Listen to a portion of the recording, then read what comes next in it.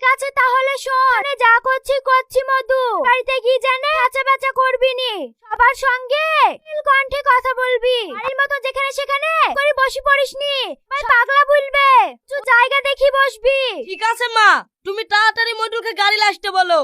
Lane ভাই মিষ্টি খান।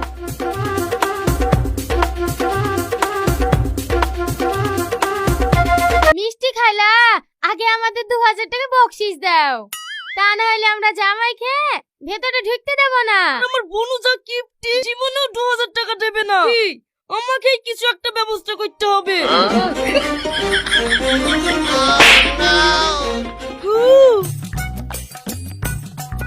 কোথায় বসবো তো বলে চলো, তুই জায়গা দেখি বসতে। ওগো জামাই পাগলা নাকি, ওপরে বসলো? কেমন লাগছে এই জামাইয়ের হাব ভাব দেখ,